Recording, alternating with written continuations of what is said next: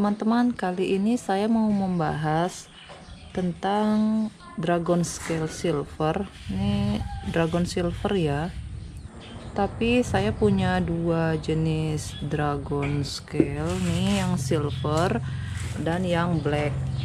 Ini saya punya black guys, tuh ini dari coraknya aja udah kelihatan ya, mana yang black mana yang silver. Ini black memang karena dia daunnya itu hitam pekat gitu guys, tuh hijaunya pekat banget mendekati hitam. Penggemar Dragon Scale itu bermacam-macam teman-teman, ada yang menyukai motif silver seperti ini. Dia sudah sangat cantik sebenarnya walau tanpa kilap daun. Kita tinggal mempolesnya saja menggunakan air biasa, menggunakan lap yang halus. Saya akan membahas tentang cara perbanyakan yang sangat mudah agar kita memiliki tanaman hias ini dengan cepat dalam waktu yang singkat. Yang akan saya share ini adalah salah satu cara perbanyakan yang aman selain memisahkan anakan dari induknya. Pada umumnya Dragon Scale itu diperbanyak dengan memisahkan anakannya dari induknya. Ini adalah anakan-anakan Dragon Scale. Tapi Dragon Scale ini saya tidak semuanya peroleh dari cara pemisahan anakan, karena jika menunggu anakan keluar itu sangat lama. Salah satu contoh yang bisa saya perlihatkan ini saya tanam dari bonggol teman-teman. Selain split dari indukan, kita bisa memperbanyaknya dari bonggol. Sebelum saya nanam ini sudah terlebih dahulu saya potong bonggolnya karena terlalu panjang. Namun hasil potong bonggol itu pucuknya saya nanamnya di pot seperti ini. Bisa dilihat ini sangat cantik teman-teman. Tuh, ini yang scale black ya guys. Seperti ini pucuknya. Tapi tetap saya sisakan bonggol di dahan ini. Terus bonggol bawahnya itu ditanam di polybag. Jadi hasil dari potong bonggol sudah banyak menghasilkan tunas teman-teman. Bahkan beberapa sudah terjual karena saya menjualnya murah. Seperti ini nih 20.000 saja di tempat saya teman-teman. Ini selain bisa menambah koleksi, ini juga bisa menambah pundi-pundi rupiah kita. Saya mau tunjukkan ya, ini adalah hasil potong bonggol sebulan yang lalu. Nggak terlalu besar sih teman-teman, tapi dia akan bertunas. Teman-teman bisa melihat perakarannya seperti ini. Tuh, akarnya udah muncul tapi nggak terlalu banyak karena ini bonggolnya nggak terlalu besar ya. Nih, ini bisa dilihat kan, ini hasil sunatan. Tuh, ini sunat bonggol, pucuknya ada di sana, dan beberapa lagi saya potong seperti ini. Ini bisa dilihat ketika dia nggak terlalu tinggi, ini berarti hasil potong bonggol. Tuh, seperti ini teman-teman. Ini adalah pucuknya. Sedangkan jika kita lihat seperti ini, tuh ini berarti saya nggak potong bonggol karena ini udah agak tinggi ya. Apalagi seperti ini yang sudah jelas sekali bonggolnya belum terpotong, tuh masih tinggi kan teman-teman, beda dengan yang ini. Nah, ini adalah hasil potong pucuk.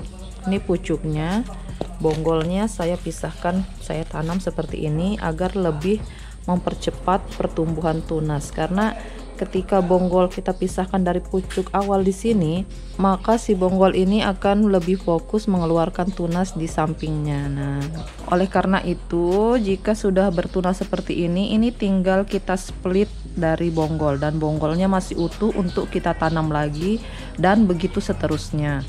Ini perlakuan Dragon Scale ini nggak jauh beda ya teman-teman dengan perbanyakan keladi Wharton yang saya lakukan.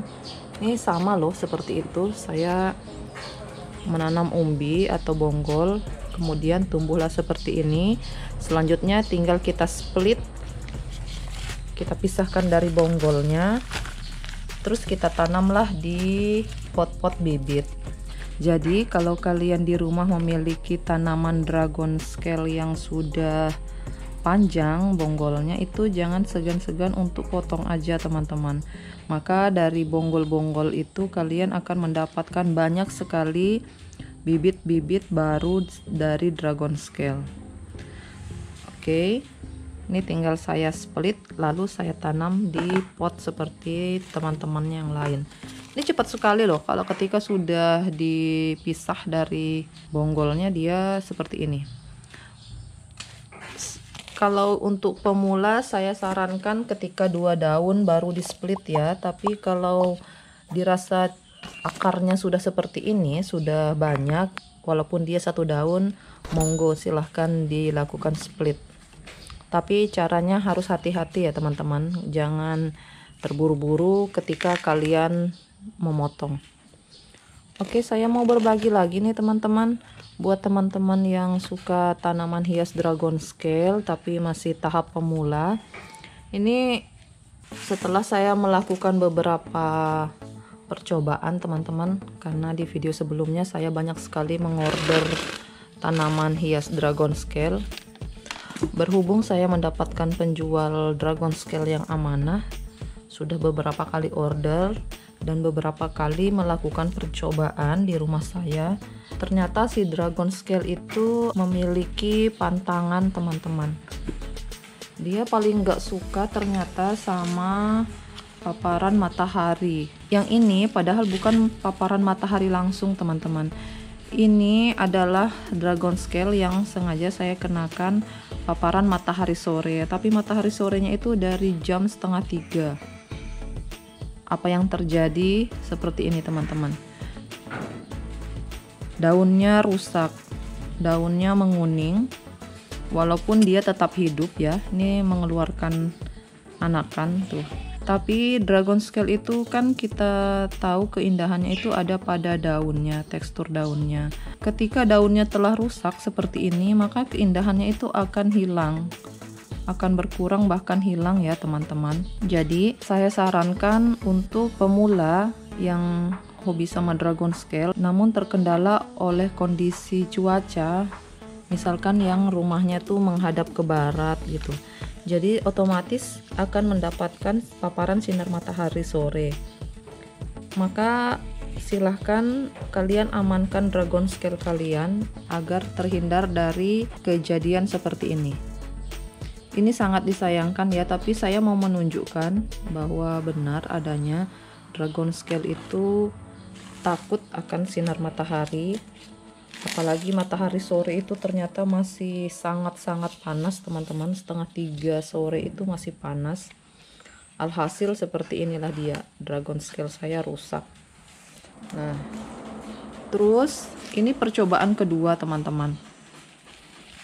Ini adalah dragon scale yang saya taruh di tempat lembab, selembab-lembabnya. Tanaman dragon scale yang saya pegang ini baru saja saya selamatkan, medianya baru saja saya keringkan agar terhindar dari busuk batang. Dia penampakannya seperti ini, dia sudah mengalami busuk daun teman-teman. Ini bukan terbakar ya, ini busuk daun. Jadi ternyata dragon scale itu tidak menyukai matahari yang panas, daunnya akan menguning lama-lama mengering dan akan mati. Yang kedua, dragon scale tidak menyukai tempat yang sangat lembab. Ini yang kena curah hujan. Berhubung beberapa hari di rumah saya itu lagi musim hujan teman-teman, jadi saya bereksperimen. Dragon scale itu suka air tapi tidak suka yang sangat basah, yang lembab. Jadi untuk kalian yang memiliki tanaman hias ini, jangan kenakan curah hujan dengan intensitas yang tinggi sehingga menyebabkan busuk pada umbi dan busuk pada daun.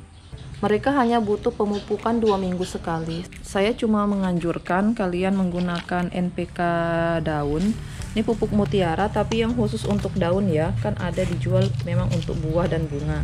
Kalian hanya perlu memupuknya dengan pupuk daun, boleh juga gandasil teman-teman, kalian bisa memilih, dan harga pupuknya juga sangat murah.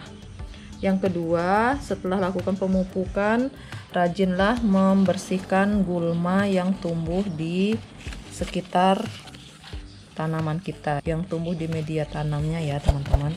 Kita harus rajin rutin bersihkan, karena gulma itu akan mengambil nutrisi dari media tanam, sehingga nanti kalau kebanyakan gulma nanti malah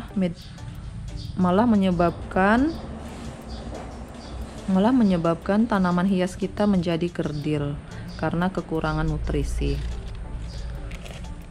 Baiklah teman-teman, itu tadi hal-hal yang bisa saya sharing tentang tanaman hias dragon scale, baik itu yang black maupun yang silver. Namun di tangan saya perawatan yang dragon silver dan yang black saya perlakukan sama karena mereka satu keluarga. Mudah-mudahan teman-teman pecinta dragon scale yang memiliki pengalaman atau ilmu silahkan di-share di kolom komentar untuk kemajuan kita bersama. Baiklah teman-teman, sekian video dari saya. Terima kasih telah menyaksikan. Jangan lupa subscribe ya. Silahkan di-share jika video ini bermanfaat. Terima kasih. Assalamualaikum warahmatullahi wabarakatuh.